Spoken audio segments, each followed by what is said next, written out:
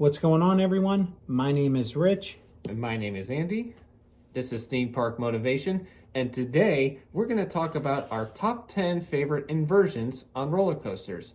Now, you can probably say, well, one specific one is better on a different roller coaster. This is more going to be just about a general inversion, but then we're going to get specific examples. Yes. So we're going to start off with our number 10 pick. And keep in mind, this was me and Andy arguing and debating this. So we had to basically come to an agreement on these. At number 10, we have the JoJo roll.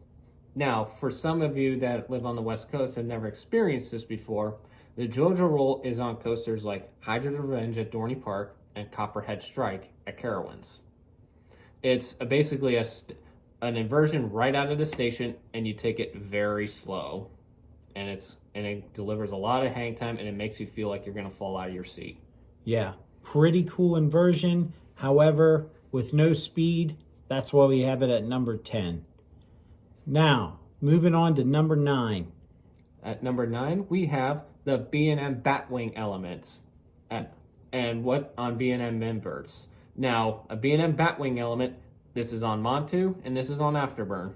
This is basically a boomerang element, but doing it in reverse. So in other words, doing the half loop last as opposed to doing the half loop first before flipping out in a corkscrew.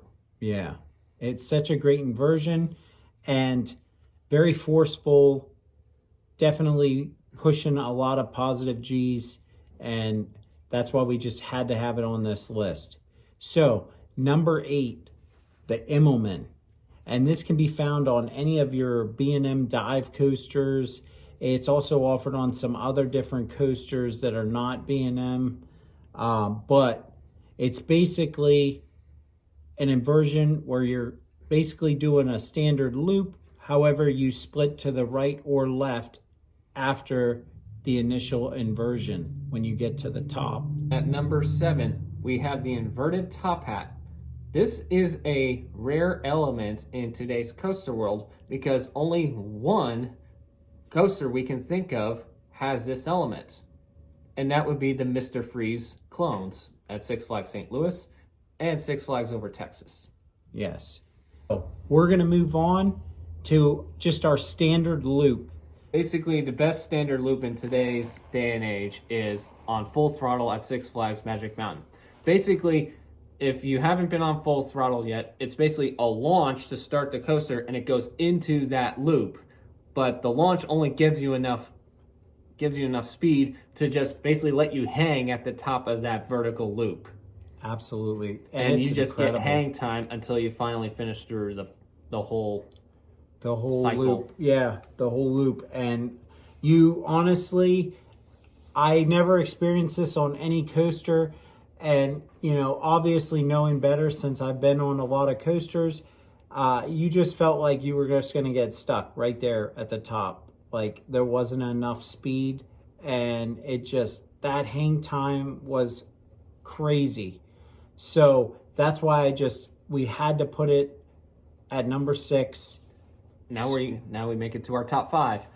And I'm excited to talk about this element, the barrel roll down drop. Yes. Now, if some of you are probably thinking, what the heck is this? We don't know it by that name. Well, Twisted Timbers, Storm Chaser, Iron Gwazi's Death Roll. That's the barrel roll down drop. It's a unique sensation when you're dropping and you're just being flung out of your seat. It's like nothing you can experience in today's modern roller coaster. Twisted Timbers and Storm Chaser are the good ones because it goes slow into the barrel roll, whereas opposed to Iron Gwazi's, it's going full force into the so-called death roll. Yes. Yeah. But that's one of our favorite elements because of its uniqueness. And at number 4, we have the pretzel loop. And you could say that Manta at SeaWorld Orlando has an excellent pretzel loop, but nothing beats Tatsu at Six Flags Magic Mountain. That pretzel loop is so forceful, and it's such an elongated pretzel loop. It's almost feels like it's never ending, but it's so forceful. I mean, my face was like going on that thing. So, but we're gonna get into our top three here, and at number 3 we have the flying snake dive. Now, if some of you are probably wondering, what the heck is a flying snake dive? Have some of you run Storm Runner? You basically, after you come out of that Immelman loop and you take that little extra airtime hump, you go right into what is a barrel roll at fast pace while you're still out of your seat, and then you snap out of it downwards. Yeah, it's such a cool experience. And you're basically out of your seat that entire element all the way through the end. It's like it's like a double barrel roll, right? It's a double barrel roll. Yeah, it's basically a double barrel roll, and what a cool experience. I absolutely love it. Number 2, the 0G stall, and this can be found on a lot of coasters. My personal favorite is Pantheon's 0G stall, because it feels like you're not going quite as fast into it as like Velocicoasters, where you're shooting into that thing with so much speed, it goes by a little bit quicker, I felt like. But Andy's got a different take on it.